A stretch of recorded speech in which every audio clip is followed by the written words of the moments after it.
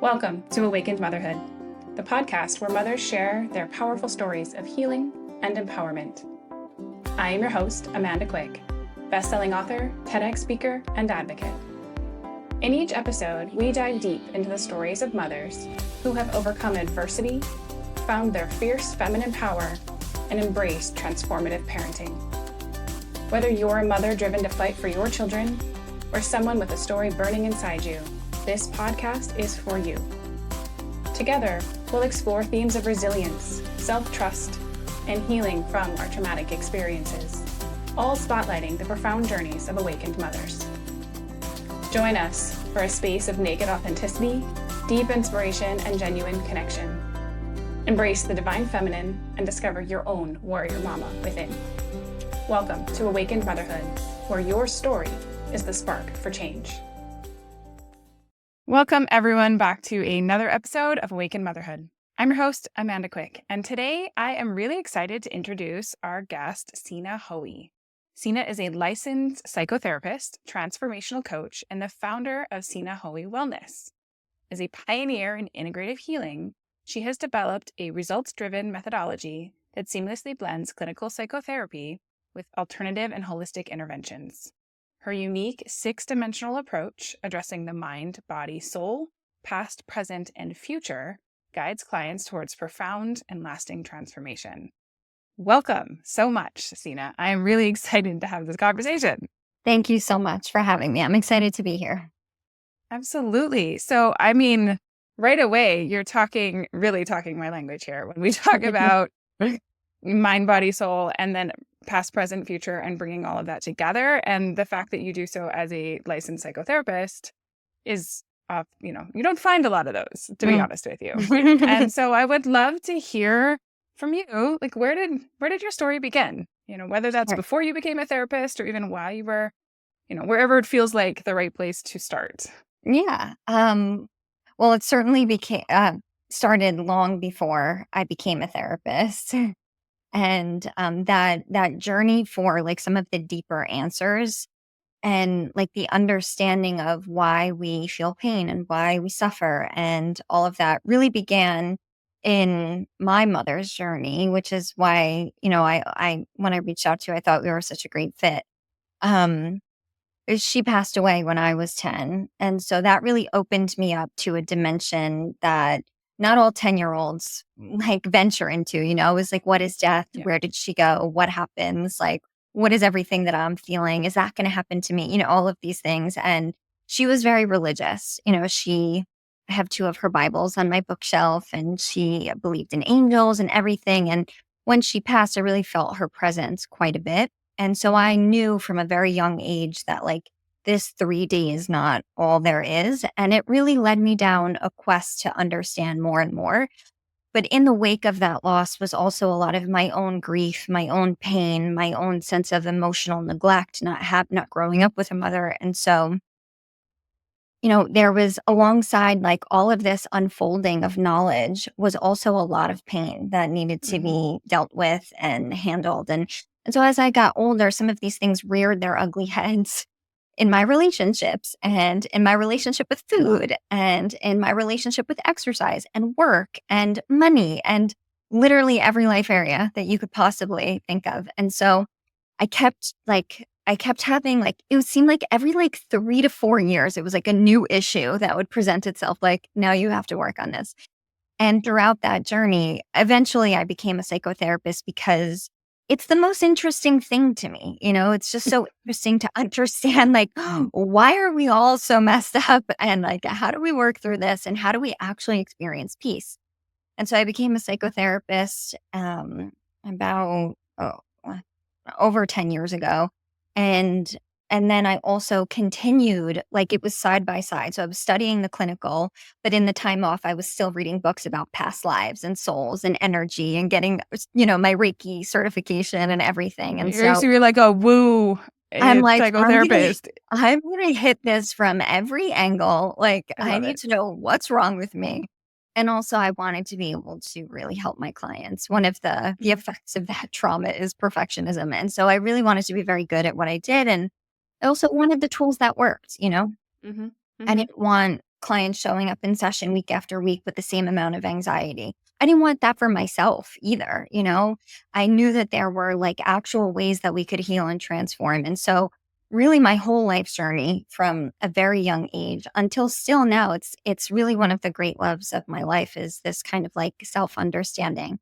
In the more recent time, like in the last 10 years, I've focused a lot on mindfulness and Eastern philosophy and metaphysics, the law of attraction, and blending those. So that 6 dimensional approach is really a combination of all of it. It's the clinical, it's the spiritual, it's grounded, it's not grounded at all. It's like, it's all of it. So I don't know I hope that answers your question, but Yeah, I mean, it's that's a the really story. beautiful answer. I think I told you when we met and we spoke previously, my mother was a marriage and family Yes. therapist, and Yes. she just passed last year. And so I was raised by a therapist. I Mhm. didn't go to school to become one, but I felt like life taught me a lot of the language and pieces. And I also find people and the reasons we make the choices we make and the experiences we have and the traumas. I find it fascinating as well. But I always say people are my favorite puzzle, like Mhm. to understand them. Mhm. But I didn't go down the let's go to school because I was not going to do what my mother did. No Mm.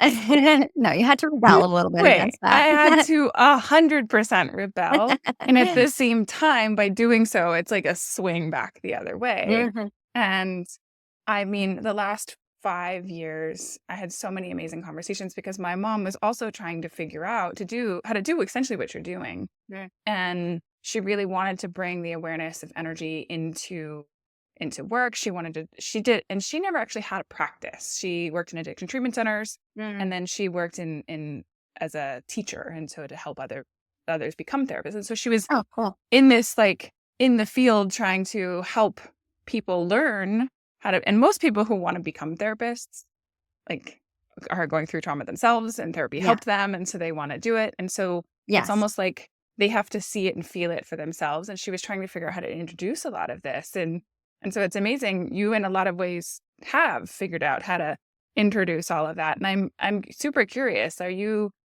like when clients come to you, do they come to you because of the spirituality pieces usually? Or Most of the you time. try to figure out how to, well, Most let's Sometimes, I'm not like forcing like, of Buddhist course, of course. philosophy on anyone or like, making anyone do Reiki or anything. But most of the time people come to me because I have the more holistic approach and Mhm. that's what they're looking for in their own healing Yeah. process.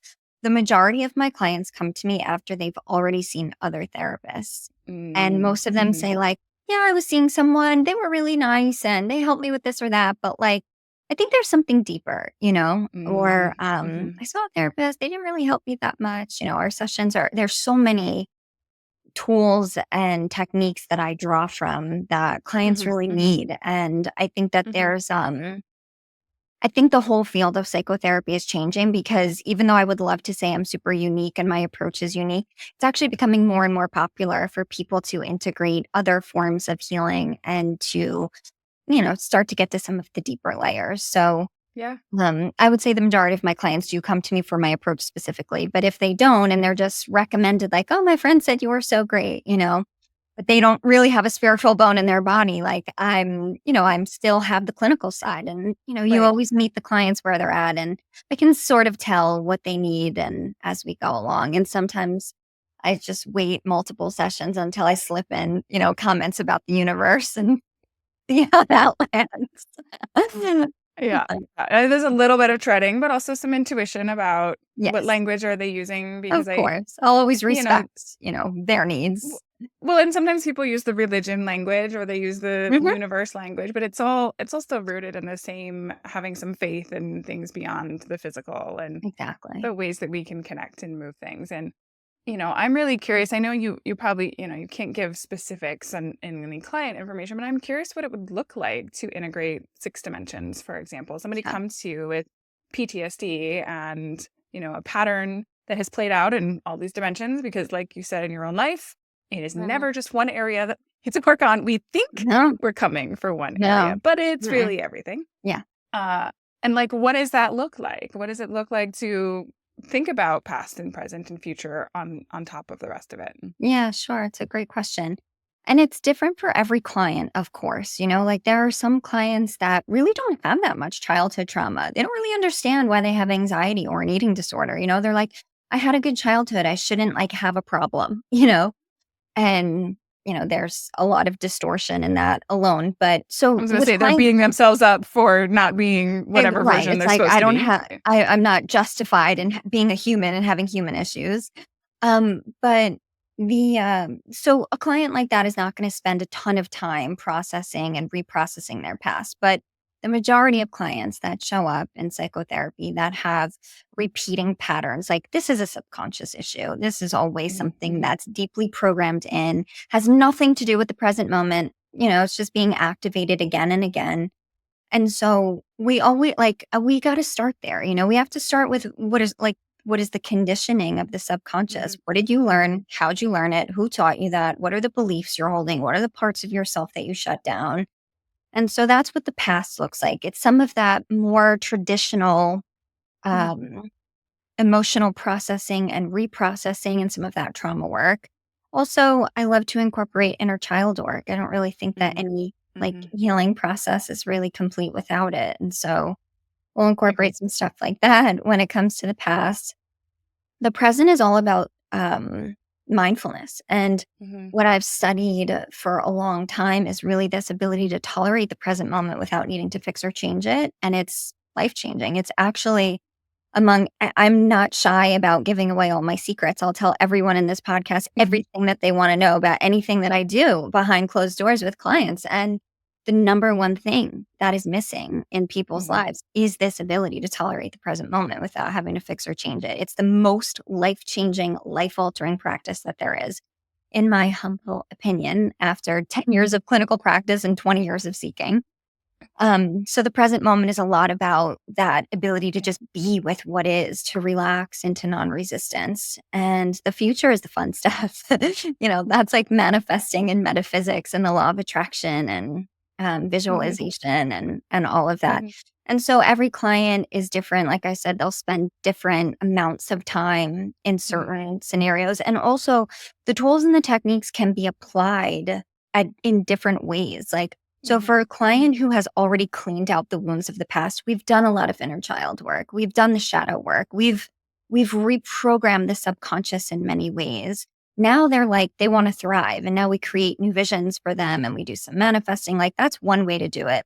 But I just had a client the other day who's really experiencing a lot of like obsessions and depression. And she's really like in the thick of it. And she's very bravely trekking through her journey. And I told her, like, listen to this manifesting meditation. And the thing that I want you to focus on manifesting is a version of yourself that's just peaceful. That's it. And so it can be actually used toward like some of those like metaphysical tools can actually be used towards like clinical issues like depression. And I've actually seen some really great results with that. So I'm just kind of like, I pick and choose as I go and I try and be intuitive. Yeah, well, and it's fascinating. I feel like a lot of people either live in the past or they live in the future, and so few people can live in the present. And people can come to you with the repeated stuck in anxiety about what has already happened, and they're in a different kind of fear state, or they're about the what might happen. Yes. Right? So it's like one or the other usually, and maybe it's a little bouncy, but I feel like people, it's usually they approach things from either direction. I'm somebody who always lived in the future.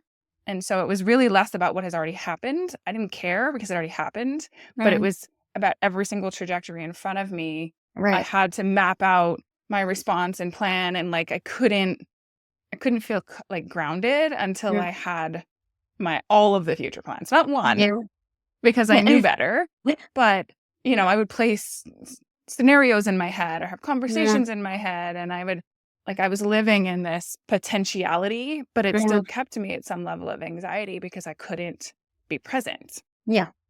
And, the goal is actually to bridge those and to find comfort and safety and peace and all of that in this moment in all dimensions of ourselves. And I read, I read a lot of metaphysical books and do a lot of things. And one of the books I was read actually said that you only can actually change your beliefs in the now. Because what has already Absolutely. happened has already Could not happened, and the agree future more. hasn't happened yet. Yeah. But the now is the connection that mind, body, and spirit actually have. Yeah. And so if we're going to connect to that energetic space, we can only do it if we're actually in the now. 100%. 100%. And it's one of the most challenging things for people to do.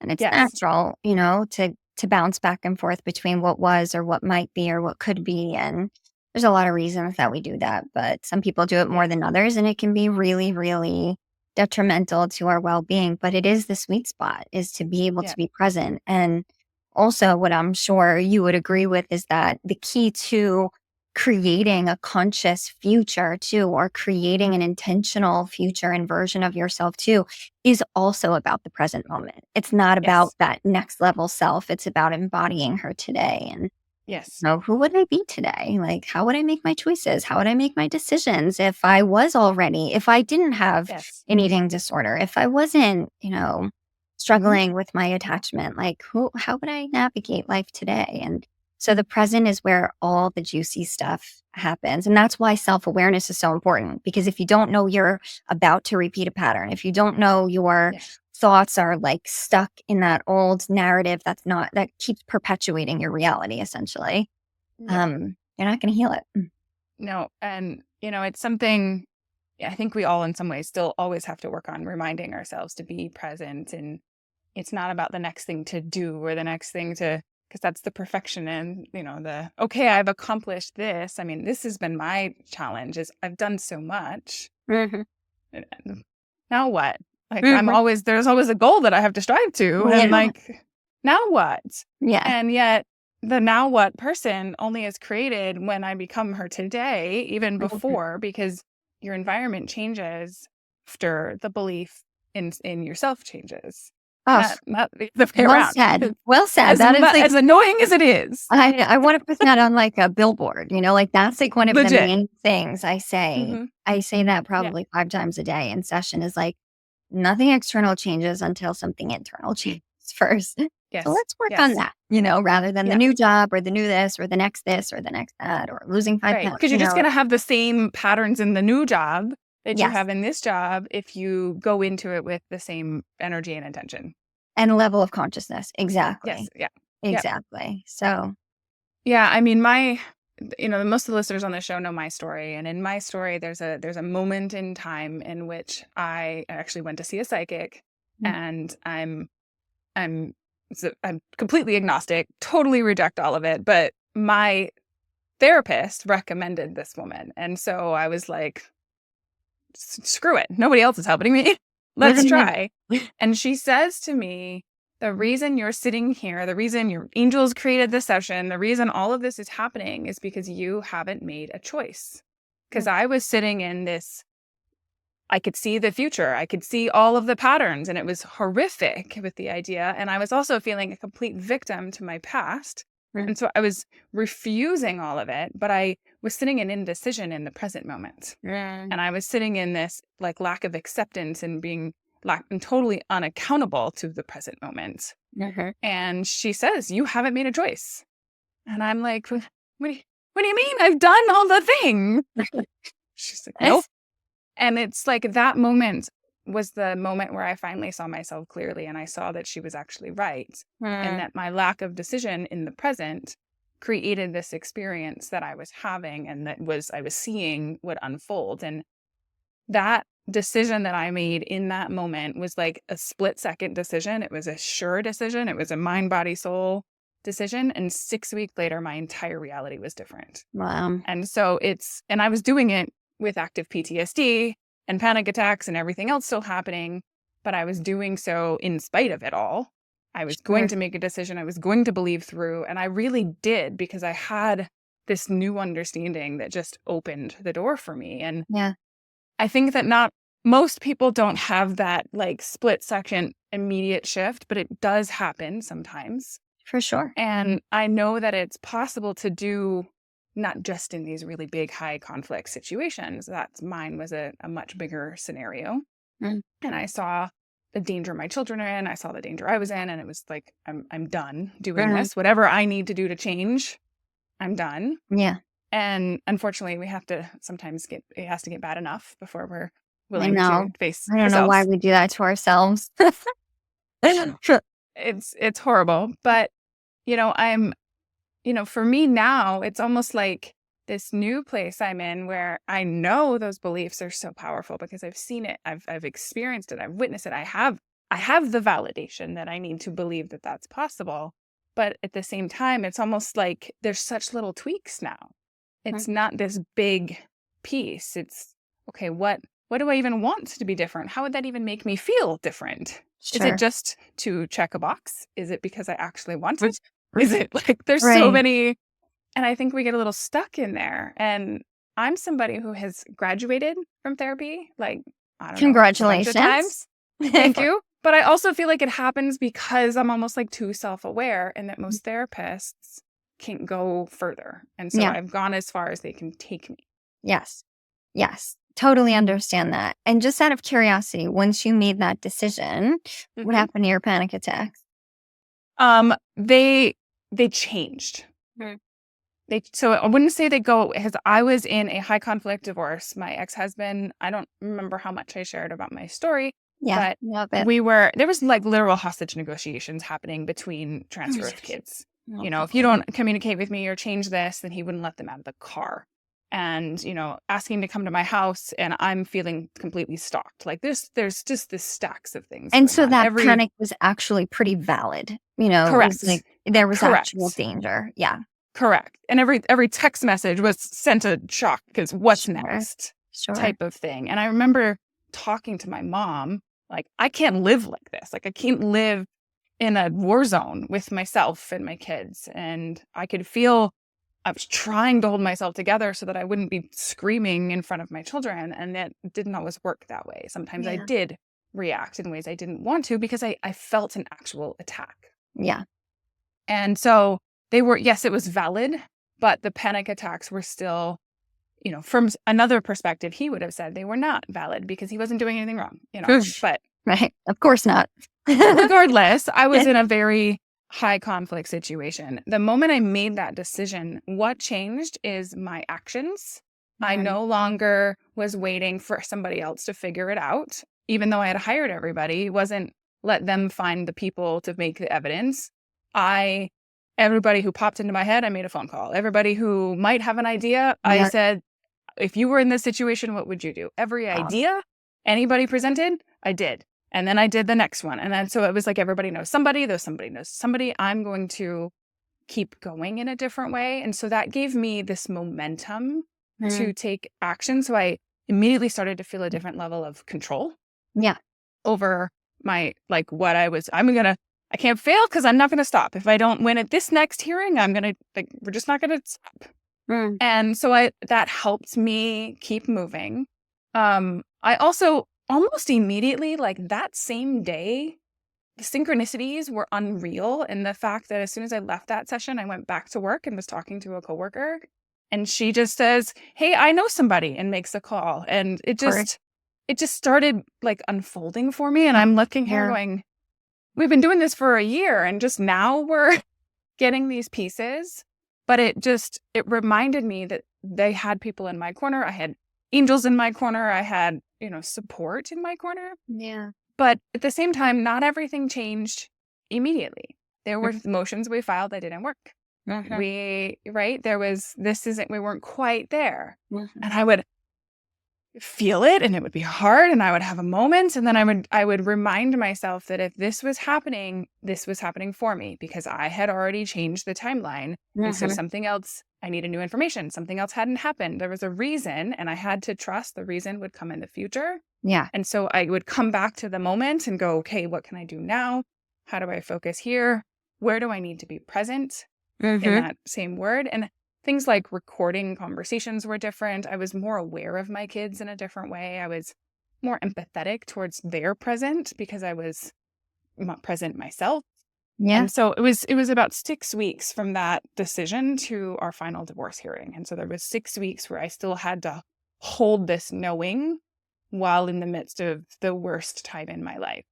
Wow. But after that 6 weeks, everything changed. And it was only another 6 weeks after that. And then he completely vanished from our lives. And it was just like, that was it. It was so fast in the grand scheme of time and the way things move, from making that internal change, an internal decision and acting on it, to actually changing my outside world. Wow. I mean, the resilience is incredible. I'm blown away by your story, and I knew a bit about it, but not that much. And um, I you just what I hear when you talk about that and making that decision is like your higher self stepped in, and then like the universe shows up to support you. Like Yes. this person has a contact that, and that like when you make Yes. those aligned actions, things happen somewhat naturally. Like when it's for Mhm. you, it happens pretty naturally. And so sounds like you just started to take all the right actions that were like something in you was probably dormant for a while, probably Mhm. terrified and totally confused, not knowing what the hell to do. I mean, what an impossible Correct. situation. Just outrageous. And, for you to have moved forward and finally started to like make those hard calls. And Yeah. um, of course, everything was different after a short time, like amazing, amazing. Yeah, thank you. I do believe something was dormant in me, and not just after he was arrested, but really the most of our relationship. We were together. We were married 10 years by the time the divorce was actually final, Hmm. and we were together a couple years before that. But I was 19 when I met him, and I was a very, Wow. like, out there and happy, and but so much of me shut down over that Of 10, course. 12 years that we Of were together, course. and I wasn't allowed to make decisions about anything. I was Mhm. only like the space I was available in was at home and my kids, and only day-to-day decisions. I still wasn't even, and how dare I question? And it was just so many things that I didn't even know. I mean, talking to my younger sister, she's 3, almost 4 years younger than me, and she recalls, like, coming to visit, and every time she would ask me a question, I would immediately defer to my husband. And I Mm. don't even remember that. Like, I don't even Well, remember not existing like that. And yeah. she noticed it. She's like, "That's not Amanda. That's not how Yeah, she, yeah. like, what?" And it's like, Yeah. "Well, I guess she seems happy. I don't know."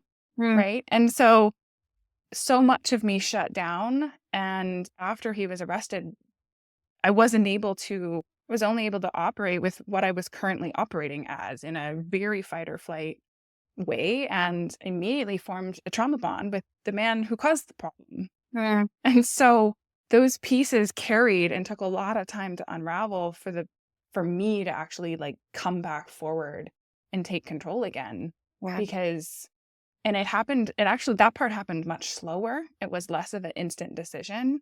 It was like, I can financially provide for us. I can have fun again. I can have these pieces, like, slowly these little pieces started to turn on. And really that decision was the last, like, oh no, I'm in charge sort Mhm. of piece that I needed. Oh, amen. And again, just it's incredible and good for you, and you should feel very, very accomplished. What a transformation. And this is why, like, I just believe anyone can Yeah. change or come back into alignment with their Yeah. authenticity and with what their real joy is. And there are so many things in life that can take it away. And I think all of it's purposeful. Whatever our journeys are meant to be, they're meant to be. And our challenges are divinely orchestrated usually. But there's always a road home, no matter Yeah. where Yeah. you're at, no matter how lost you are, like transformation is always possible. My favorite quote is, no mud, no lotus, or it's like one of them, or which basically just means like lotus flowers have to grow in like this filth, And and mud. they're Yeah. beautiful things that, transformation arises from, or that Rumi quote that's like, pay attention to the bandaged place. That's where the light Yes. enters you. Like Yes. these wounds, these challenges that really are openings for our own self understanding and transformation if we can choose to see them that way. Yeah, I believe that our biggest shame is our greatest gift. And if Mm, we're willing so do to I. experience that gift, it's also the greatest gift we can give to the world. Hmm. And in a lot of ways, that's why I have been so vocal about my journey, Yeah. because was absolutely the most shameful time in my life in so many ways. And Mhm. there's certain pieces even, I know other people are going to have a response to, and yet I have to do the work to not, so that if anything, every time if I feel it, if I feel an attack or oh, there's something still here for me. Thank you. Yeah. Thank you for showing that Oh, to me. I've so had to do that. powerful. Yeah. I've had to do that in order to take my story to social media, in order to put my book out there, in order to literally stand on the TEDx stage with my story. I've had to do so because I know that it will evoke emotional responses, but not everything I did was perfect. Not everything I did was, it was with the consciousness I had at the time, not the consciousness I have today. And we Yeah. tend to judge ourselves and others with the understanding we know now, not seeing where they were. Yeah. And we don't have grace for ourselves. And so I really had to process that in a different way in order to bring it forward. But it allowed me to package it in a way that I've had so many people who can come to me now and say, like, I thought I was the only one, or I cannot believe somebody gets it. And I I can, cannot imagine how many people feel seen by your story. and it's not even just people who were arrested with that kind of a crime, because there are many of them, but Sure. even people who are in abusive relationships, people who Oh, form trauma absolutely. bonds, anything. Mhm. And but nobody's speaking it out quite like that. Nobody's Yeah. speaking it out and Worse. actually showing the internal workings and conversations. And, Yeah. that's what I'm in a lot of ways wanting to do, like on this show, and to speak about more, because understanding the path that or the journey that our soul is taking here, and the evolution of the conscious being through each of these moments, really gives us so much, like, clues into the possibilities. But we get to actually choose. We have all these paintbrushes and these puzzle pieces. We get to choose how we put it together. Mhm. And that's a really empowering place to be. Even it can feel overwhelming, but like, I have all these beautiful pieces. What do I want to do with it? Yeah, absolutely. That's really the foundation of like being a conscious creator too. Yeah. Like we're really capable of so much and it's up to us to decide and shape our lives through our thoughts and our intentions. Yeah. Yeah, exactly. I'm also curious. So we talked about the past, present, and future parts. How, and obviously mindset, that's traditional, like, psychotherapy, but Mm. you have body and soul in there too. I'm Yeah. curious what those look like for you. Yeah. And yeah, the mind is a lot of like, the rewiring of the neural circuitry and Yeah. the subconscious belief system and all that. The body is really about being in the body, physical Mhm. attunement, respecting the body. I have a lot of clients that have eating disordered patterns because that was part Mhm. of my journey for a long time was binge eating. So a lot of like learning to respect the body again as a source of wisdom and your home, your vessel, Mhm. your feedback loop that's always talking to you, and a portal really for the soul to come through and speak. So the body is really revisiting like, how are you caring for your body? Are you resting? Are you sleeping? Are you getting adequate nutrients? Like, and I Mhm. don't think that all psychotherapists talk in session with their clients about like, are you taking a multivitamin? How much vitamin D do you get? When was the last time you were in the sun? But like, this is part of the holistic process. Like, this stuff Yeah. matters. The food we put in our body, the way that we treat our body, the way that we talk about our body. So, Yes. body is just a piece of the puzzle. Yeah. And well, I'm not Yeah. formally trained in somatics. I still want to bring in body awareness or gentle movement that's mindful and present in nature and that kind of Yeah. stuff. And then the soul and the spirit is really about two things. One is connecting to source energy and deciding what that means for you, coming to an understanding your own very unique and personal relationship with source energy, God, the universe, whatever language you want to use. And also really coming back to the authentic self. Like your soul is your deepest authenticity, your truest desires, your most absolute nature. And most of the time, we have no idea what our values are. We don't even know like what's the most important to us or who the true self is. Like most people have no idea who that is.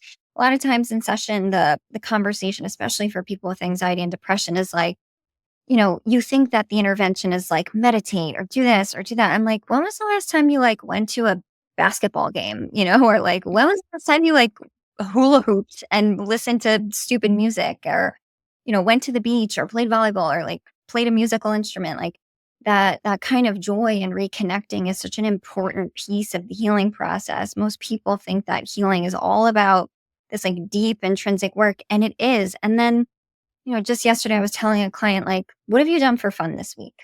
What's fun? What's been fun? What have you done that's not? She's like, well, I listened to a self-help podcast and I read this, but I'm like, no, no, you're We so make our healing like another job that we have to whole do nother right. job. And I'm going to be a perfect healer. oh my God. I've done that so many times in my life. It's like, just reading and studying all the books you might be able to see behind me. But, Yes. and all of that stuff is important. But if you're not still aligned, if you're not aligned with the authenticity and the joy and the things that make you happy, everything feels really heavy and you just kind of feel off. And so that's really the dimension of the soul and the spirit. Yeah. And kind of coming back to, kind of going back in sense to there's an inner child pieces. It's the wounded child, but it's more the playful. What is fun? What is present? Because kids are, I have 3 boys, and especially, and anybody with kids knows, especially young kids, they're such an amazing model for presence. Everything is just about right now. Now, I am hungry and tired, and it is the most important thing in the universe. Yeah, let's validate that for sure. Right? But we don't live that way anymore. We don't feel the things in the moment. We go, nope, can't, sorry, deal, gotta do my to-do list and keep moving forward. Right. Even if that to-do list is our shadow work. Right. Still it's true. Have to go do it. It's so true. And we're not actually like experiencing life. And yes, one of the things that drew me to your podcast as well was that I'm today or yesterday, 22 weeks pregnant with my baby boy. And so, the journey into motherhood was one of like really having to heal my own inner child who didn't get enough nurturing herself because of the passing of my mom. And so inner child work, I think, is just so essential and foundational. I don't think I would have ever been able to actually enter into a healthy relationship or let alone get pregnant. I mean, all my life, I was like, I'm not having kids. And so that healing journey has opened up a dimension for me in which, now this is possible for me, where like that decision previously was from fear. I had projected onto an unborn child, like, you will stifle me. You will take away my freedom. You will take my time, my money, my energy. No, and I had to understand that those were like limiting beliefs that my inner child held about relationships, about men, about commitment of any kind. And so that healing process is one that I can't say enough about. I'm very excited for you as, somebody who took my mothering journey on before doing any of the work, and instead did it with my kids, and my kids were my catalyst in a different way. There is a lot to be said for bringing a child. You're not done. You're never done, but you're in a different place and you have more awarenesses and self-awarenesses.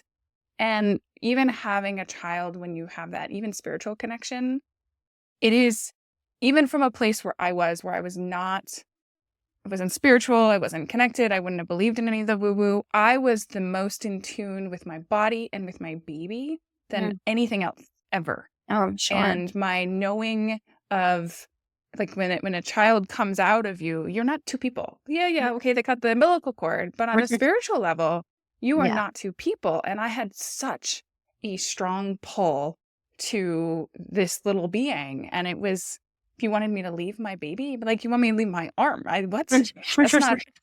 And it wasn't. Okay, he probably would have been okay, but I wasn't, because we were not 2 people, and I was the one who had the words and the language, and it eventually shifts as the baby grows and your container grows. But I was deeply, deeply connected in that time, and I look back fondly on those early days. And some people think I'm nuts, but I'm one of those people who my favorite time ever is the newborn time. And people think that's silly, and No, it's so precious. hard, and it's the most precious Yeah. time because it's like literally a part of you has come out of you, and you get to love that part of you. You get to Yeah. feed that part of you, and then you get to watch that part of you grow. And my kids are like almost they're extensions of me still, but they're all so very different. So they have like different pieces of me in them. Mhm. And on an energetic level, it's not that they're not connected, it's just that womb container has grown. And so Mm. now it's much Yeah. broader, Yeah. but it's still there. And I still have intuitive pieces, but their connection to themselves is stronger. And so they don't need to come to me. And sometimes they do. We play this different dance. But, as somebody stepping into this now today, like if I have no plans, nor do I desire another child, but it would be so different now to Yeah. do and step into. And so I'm really excited for you Yeah. to now how to not pass the ancestral patterns because you've worked on them and you let them go in a different way. Yeah. And so you get to like bring forward a different baby experience. I can't imagine. It never would have been, unless it happened on accident. Like, it just never would have been something that I felt Yeah. at all I had Yeah. space for until there were certain things that were shifted and healed within myself. And that took me a while. I'm in my late 30s now. So it's not, I'm going to be one of the older mommies, like, and I'm okay with that. But the gift that comes with that Yeah. is the wisdom of knowing myself so deeply, being able to regulate my emotions very well, and being able to handle, like, even like just the ups and downs of pregnancy and the discomfort that you feel sometimes and whatnot, like all of that mindfulness, that distress tolerance, all these tools and techniques that I've spent decades learning and practicing, like, Yeah. they're showing up for me now, Yeah. and I can be with it. If with a history of an eating disorder, my body now, I just watch it get bigger every day, and I'm okay with it. Like, Yeah. that's profound for somebody that has a history of body dysmorphia and really treating their body like trash. So, I feel very grateful to be entering motherhood in this chapter, but however it happens for any of us is how it's supposed to be. Yes. And 100%. so I was thinking too, when you were sharing some of the stuff that you like, how vulnerable you are now and how strong your messaging is and how willing you are to share it. And what was going through my head as you were saying that was like, what a great example for your kids. Like, for you to be authentic, brave, courageous, open, and vulnerable like that. Like, they're seeing like that rawness and that authenticity. And I think it's probably going to trickle down to them having the courage and bravery to be whoever it is that they're supposed to be. And I think that's really lovely.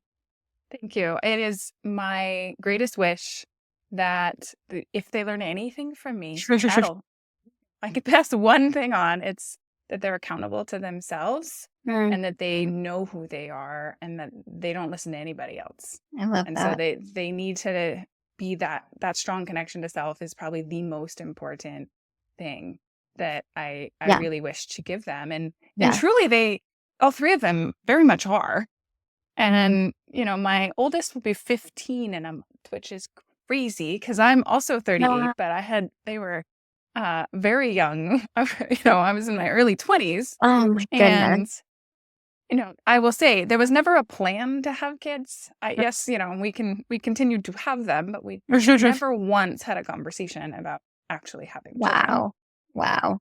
And so I just, oh, well, pregnant again. And so it did in some ways happen to me. Yes, I can be accountable to those decisions, but Sure. it wasn't a intentional, like, yes, we're going to go do this kind of Yeah. conversation.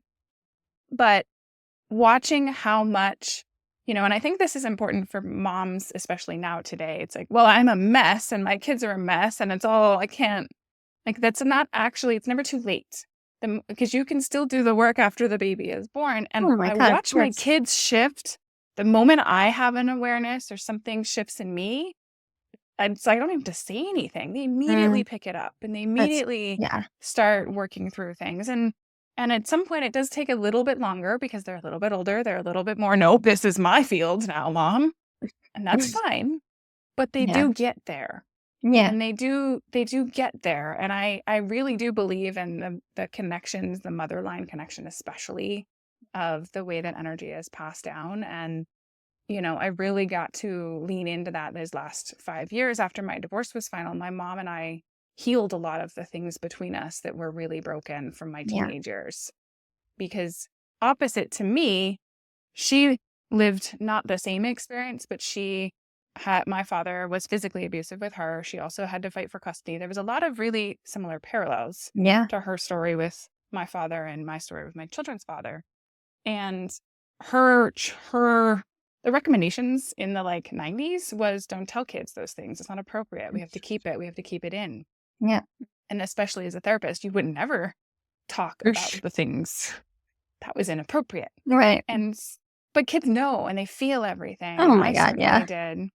And my dad, when he did have time with us, would tell us the story of where he was the victim. Even though, okay, I hit mom and that wasn't okay, I didn't deserve XYZ. Yeah. And Yeah. so it built this rift between us because she wasn't honest. And in a lot of the ways, she wasn't honest because of the shame she held. And she didn't want to feel it. She didn't want to share it, but I could feel it as a projection onto me. Mm. And we came back and healed a lot of that after I went through my experience because I understood the level of unsafety she felt in a new way, in a Yeah. way that I couldn't have otherwise. And, Absolutely. but at the same time, I wanted to make a different choice for myself and my kids and how I showed up for them. And I didn't want to sit in the shame and I didn't want to hide it. And I didn't want them to feel invalidated in their feelings. And so I've really intentionally done different, and I will have all of the open conversations in a, yes, age appropriate language sort of way. But that conversation has evolved as they get older, as they have more questions and more understanding and all of those pieces, because I know the importance of that transparency, Yeah. especially with our kids. Yeah. I like what you said about, like, as soon as you shift your energy, like, something they feel that and there's some sort of ripple effect. I think that's what my highest intention for myself is, to stay as conscious as possible and as connected to myself, my emotions, my body, while still having this new little being be more important than myself, you know? Yeah. And my highest intentions for him, as you said, Yeah. are to, like, let it. I want him to be whoever he is meant to be rather than who he feels like he has to be. I feel like a lot of Yeah. my wounding was about who I had to become. In the absence of my mother, I had to be the parentified child. I was the only woman in the house. I had two older brothers and my dad. And it's not like anybody was like, well, Cina, you're the woman in the house now. But, like, that's just the role I took on at 10 years old. Yeah, And me too. I was 9 when my parents divorced. I was also mhm, the parentified daughter. Even yeah, though my mom was still there, she was working and sure, sure. all the things. Yeah. Yeah. Yeah. So, consciousness for me and authenticity for him, that's the dream. And I'm Yeah. sure we will veer Yeah. away from that dream a million times and keep finding our way back and finding our way Yes. back. But, yeah, Absolutely. that's the goal. Yeah. I really think that if children are able to be raised consciously and without needing to put on a mask, without needing to be somebody they're not, with, whether they're in the school system can be helpful and not helpful in all of those ways for the same reasons. There's so Sure. many pieces of how that puts together. But if children really are raised with a strong sense of who they are that comes from them, not who anybody else told them they're supposed to be, I really truly believe that the world would be an entirely different place. Oh That my we would God. not have this Yeah. box of success and this is Mm. the things to do and all of that. There would be so much more creativity, and that Yeah. when children are raised knowing that whoever they are, whoever they find themselves to be, has this unconditional love and this connection to really the womb energy that their mom holds, that that there's this safety and groundedness that we get to offer those kids. We give the space, just the creative potential, and what is going to be fun and what could be exciting, and how Yeah. just I feel like my imagination doesn't even work well enough to see what it could be, but it Yeah. feels like the world would really be a different place. And that's a lot of times why I want to reach the moms in a lot of ways, because the moms are the center of families. The Mm. moms hold the womb, and the mom hold the Yes. connection to the children. And if we heal the moms, we heal the kids, and we change the world. Yes, I agree. I think a mother's energy is the strongest force in a home. And, speaking from experience of not having it, I think that's why I was so hesitant to have my own children, because I was like, I'm pouring from an empty cup. Like, nobody mothered me. Like, I don't know what to do here. I don't want to play this game. Yeah. But I am proud of the work that I have done up until now, and I can only hope that that can provide some more stability and, you know, connection to himself than I was able to have. That's I guess the greatest hope for him. Absolutely. Absolutely. Yeah. I think it's going to be an amazing journey with all Oh kinds of yeah. things. And I'm really excited for you. I loved pregnancy, and I loved, believe it or not, birth and Mhm. the newborn, all of the things that nobody likes. Those were my favorite. That's good to Um, hear. You but don't hear I that just very felt often. I just felt so activated, and I was more in my body, and I was more connected. It was just so Yeah. much that if you can be present in it, that it's an invitation to a connection that I don't think somebody who's not a mom can ever understand. Yeah. Yeah. And you're not just birthing your baby, you're rebirthing yourself as Yeah. you give birth to your baby. Yeah. Yeah. Yeah. Well, Amazing. I'll let Amazing. you know how it goes.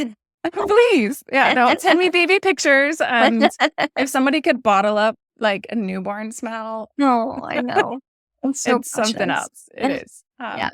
Well, Cina, this has been a really amazing conversation. I would love for you to share with the listeners how they can get in touch with you, Sure. and if you have any last words of wisdom that you would like to share.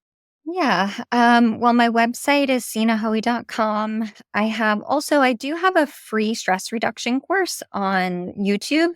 This isn't like a 2 video freebie. It's like 80 videos, meditations, affirmations, like 100 tools. Like, I told you, I'm like not shy about just like giving away. Like, I don't want anyone to suffer more than they have to. So definitely check that out if anyone's interested in that like holistic kind of approach, because each module in that course is separated into, okay, here's what to do with your emotions, here's what to do with your mind. And it's so comprehensive. And you'll get a little taste of the 6 dimensional approach in each of the modules, regulating the nervous system, the body, etc., all of that stuff. Last words of wisdom. I don't know. How do I bottle it up into one thing? um, I think just whatever anyone heard in this conversation that really stuck with them, that really resonated with them, that's an opening for you. That's a little thread for you to pull on and watch something unravel. So, yeah, it's just been lovely to be here. Thank you so much. Absolutely. I really appreciate your time and energy and everything that you are doing out there. It's kindred spirits in so many ways. And I wish you the best of luck too on your mothering journey. Thank you. Thank you.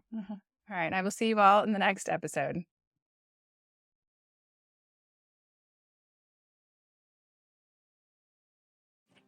Thank you for joining us on Awakened Motherhood. I hope today's episode inspired you and offered support for your journey. Remember, your story has the power to ignite change, and your resilience is a testament to your strength as a mother. If you enjoyed today's episode, please subscribe, rate, and review the podcast. Share it with other mothers who might benefit from our stories of empowerment and healing. I invite you to connect with me on social media platforms at Amanda Quick Healing, or visit my website, amandaquickhealing.com, for more information on other ways to work with me. Until next time, keep embracing your divine self and discovering your warrior mama within. Thank you for being part of Awakened Motherhood, where your story is the spark for change.